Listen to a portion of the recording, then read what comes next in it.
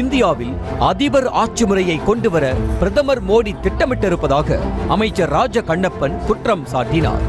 நெல்லை காங்கிரஸ் வேட்பாளர் ராபர்ட் புரூஸை ஆதரித்து களக்காட்டில் பரப்புரை மேற்கொண்ட அவர், இந்தியா போன்ற ஜனநாயக நாட்டிற்கு ஒரே நாடு, ஒரே ஆட்சி, ஒரே தேர்தல் பொருந்தாது என்றும் ரஷ்யா போன்ற நாடுகளுக்குத்தான் அதிபர் முறை பொருந்தும் என்றும் விளக்கமளித்தார்.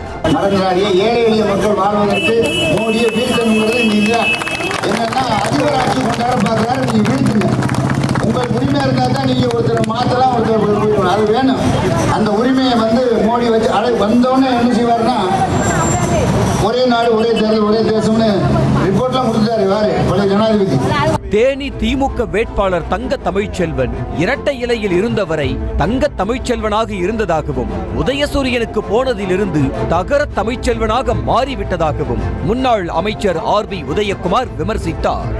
தேனி அதிமுக வேட்பாளர் நாராயணசாமியை ஆதரித்து மதுரை உசிலம்பட்டியில் பரப்புரை மேற்கொண்ட அவர், திமுகவினர் ஒரு ஓட்டுக்கு 10,000 ரூபாய் வரை கொடுப்பார்கள் என பேசப்பட்ட நிலையில் 300 ரூபாயும் 500 ரூபாயும் கொடுப்பது மக்களிடத்திலே ஏமாற்றத்தை அளித்திருப்பதாக சாடினார். அவர்கள் ஒரு ஓட்டுக்கு 10,000 வரை கொடுப்பார்கள் என்று பேசப்பட்ட நிலையிலே இன்றைக்கு 300 500 கொடுப்பது மக்களிடத்தில் ஏமாற்றத்தை அளித்திருக்கிறது. ஹிட்லரின் பாசிச கொள்கையை பிரதமர் மோடி இந்தியாவில் திணிக்க பார்ப்பதாக திராவிடர் கழக பேச்சாளர் பெரியார் செல்வன் குற்றம் சாட்டினார்.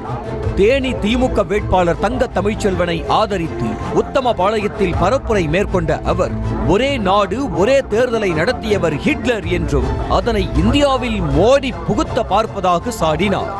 ஒரே நாடு ஒரே தேர்தல் என்பதை உலகத்தில் முதலில் அறிவித்தவன் ஹிட்லர் தான். ஆனா ஹிட்லருக்கு பிறகு 2024 ஒரே நாடு ஒரே தேர்தலை அறிவித்து தேர்தலை சந்திக்கக்கூடியவர் நரேந்திர மோடி என்பதை மறந்துவிடக் கூடாது. கடலூர் தேமுதிக வேட்பாளர் சிவக்கொழுந்தை ஆதரித்து அதிமுக MLA அருண்மொழி தேவன் பரப்புரை மேற்கொண்டார்.